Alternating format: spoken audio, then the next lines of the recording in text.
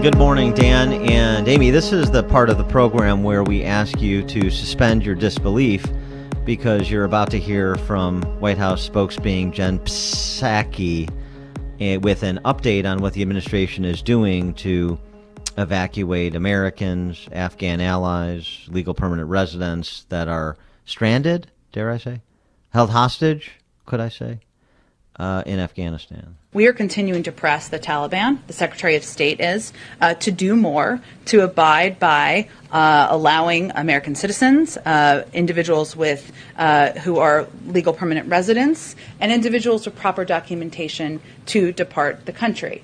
It is also true that we don't have a role in preventing flights from taking off. We are not on the ground, so that is not something the U.S. government is doing. But at the same time, some of these planes and some of the issues is where are they going to land? So a number of these planes, they may have a handful of American citizens, but they may have several hundred individuals where we don't have manifests for them. We don't know what the security protocols are for them. We don't know what their documentation is. And there is a fundamental question, and this is one of the hard choices you face in government. Are we going to allow a plane with hundreds of people where we don't know who they are, we don't know what security protocols have been put in place, to land on a U.S. military base? And there are reasonable questions, justified questions, I think, as to why we wouldn't do that. And so right now there are some charter planes that are taking off. We do have to make evaluations about the safety and security and protocols in place as planes are landing on military bases.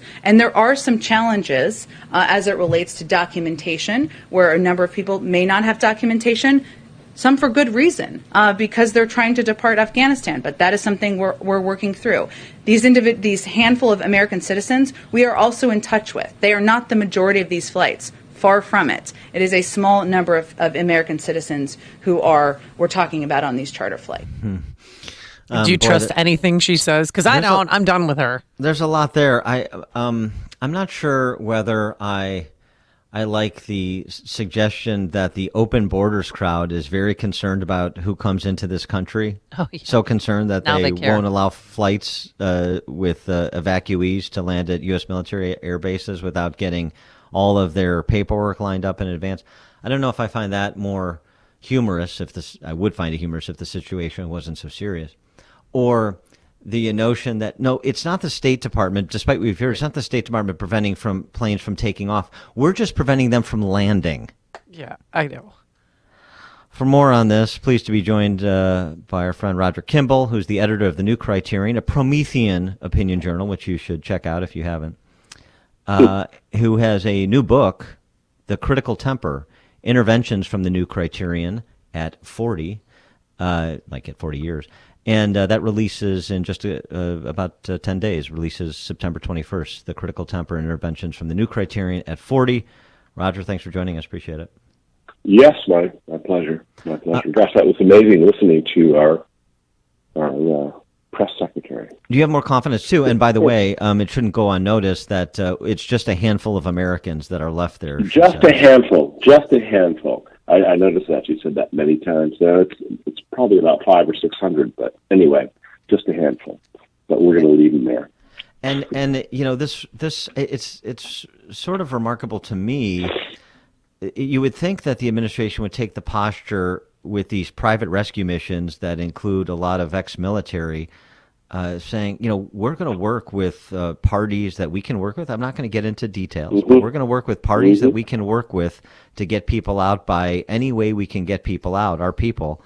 And so you wouldn't have congressmen like Mark Wayne Mullen having to come out and say, well, the State Department lied about this, the State Department lied about that, they were unhelpful here. Yes. It's just sort of a baseline competency question, unless they're just so indifferent to both the lives of Americans and our allies over there, as well as public opinion.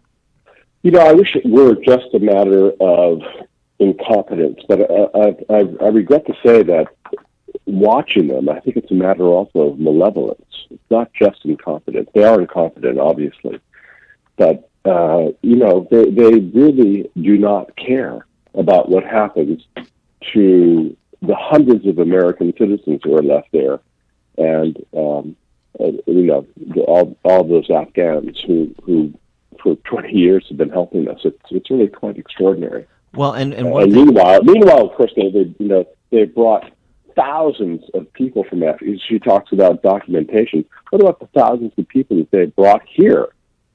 50,000 refugees. They had no documentation really. So it's really quite extraordinary. One other category, it sort of gets lumped in with American citizens, but it's not being lumped in terms of numbers. I still have yet to hear a number on how many legal permanent residents are in Afghanistan, and that needs to be factored in too, because as Matt Lee from AP pointed out, we owe a responsibility to them as well. Yeah, well, don't hold your breath. We won't be hearing about that for quite some time. No, this is, I think everybody understands this is a huge problem, but it's far, far more dangerous than we understand yet. This is one of those kind of historical turning points. What's happened in Afghanistan? It's we won't know the true cost of this for years probably.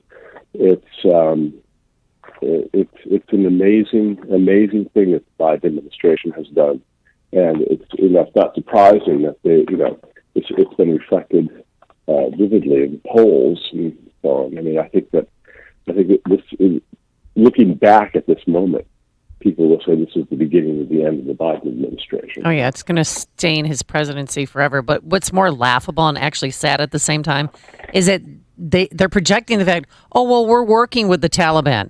No, the Taliban owns us because we surrendered to them. Yes. Well, working with the Taliban, what could that possibly mean? These are the terrorist, fundamentalist, Muslim lunatics, and 4 of the 5 people that Obama let out of custody are in exchange for that deserter. Yeah, they're now part of the government. We're coming up to the anniversary of 9/11. It'll be interesting to see what happens. I'm worried. Were you surprised and disappointed that the Taliban didn't include more Wellesley graduates in its administration? Yeah. Well, I just wrote a piece to be out soon about maybe you guys saw this, that do you realize that we've spent almost $800 million on gender programs, including this little video of this posh sounding art history student, with an English accent, in this little room with some Afghan men and women, explaining to them the wonders of conceptual art. And Exhibit A was Duchamp's 1917 work, Fountain, a urinal. And she said, "Does anybody know what this is? I don't expect the ladies to know." And one of the men says under his breath, is that the toilet, may translate it. He says, "Yes, it is. This is a very important work of art." And then the camera, shows the ladies looking at each other, saying to one another, "This is garbage. Why are we here? Why are we listening to this?" And it's extraordinary. What we spent 20 years and trillions of dollars trying to turn Afghanistan, as you put it, into welfare. I wish I had thought of that. That's exactly right. Yeah, how do we have any status update on how those gender equity programs have worked out in Afghanistan and Pakistan? Oh, they're going great. They're going great. And meanwhile, of course, we left all these devices with all the biometric data and so on there for them, so they can track down everybody who's been enlightened and kill them. It's quite extraordinary what we've done. You mentioned we're 2 days away from the 20th anniversary of 9/11, and so the intersection, and biometric data for that matter, the intersection of 9/11 and COVID, and this is it. I remember in the wake of 9/11, our first responders, police, fire, and paramedics, heroes. And now those same first responders in so many locales around America are opposing vax mandates that are attempting to be imposed by politicians. So are they not our heroes anymore? Well, that's a very good question. This is, we're in a situation where a lot of the taken for granted categories are up for grabs again. And, I went to a restaurant in New York last night. It was the first time I'd been there in a while. And, I felt like I was in 1938 Berlin or something, people asking for my papers. Yeah. Where's your vaccination mandate? I dig it out on my telephone. And it's, I don't know. It's, we're the United States is a very rich country, but we are in the process of learning some lessons, and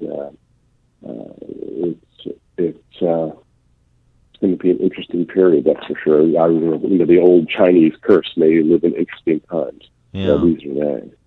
Give us more of a feel for what the situation is on the ground in Manhattan, in New York. I mean, one of America's great cities. We're seeing America's great cities crumble under the weight of lockdown politicians and non-prosecution prosecutors.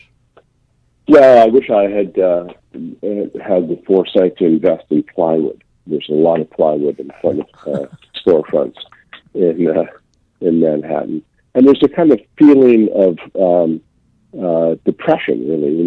That from month after. Remember, they said 15 days to stop the spread. 15 days. Here we are, a year later. It's quite extraordinary. More than a year later, really. It's and in New York now, you have to show that you've been vaccinated to go into a store, to go into a restaurant, to go into a museum, to go into practically any. Why? It's just for a common respiratory virus that is dangerous to a tiny percent of the population. The manufactured hysteria is really quite extraordinary. I can't remember if we've talked about this on an earlier program, but there's a book called Extraordinary Delusions and the Madness of Crowds, published in the 19th century. This certainly, our response to COVID certainly deserves a new chapter for that book, because this is definitely an extraordinary delusion. He is Roger Kimball, editor of the New Criterion. The new book, The Critical Temper, Interventions from the New Criterion at 40, releases in 10 days. Pick it up on all the sites that allow you to pick it up. Roger Kimball, thanks so much for joining us. Appreciate it. Thanks, guys. Bye. Thank you. And he joined us on our turnkey.pro answer line. The stories you need to know to start your day. This is Chicago's Morning Answer on AM 560. The Answer. Is it time to have your sump pump checked? Hi, this is John with Basement Flood Protector. I'm a veteran and the owner. Since 1974, we've manufactured the most reliable and highest quality products and provided unmatched basement waterproofing and sump pump service to the Chicagoland area. Most problems with water in your basement have to do with your sump pump. Maybe it's old, doesn't work properly, or you just need more capacity. Most pumps should be replaced every 3 to 5 years. With our pumps, we recommend replacement every 7 to 10 years. At Basement Flood Protector, we offer a complete line of sump, ejector, and battery backup pumps. Do you really want the hassle and huge expense of restoration? Prevent it and contact us to schedule one of our knowledgeable technicians to assess your equipment. The Protector line of pumps are the most reliable on the market. Go to floodnot.com. That's floodnot.com.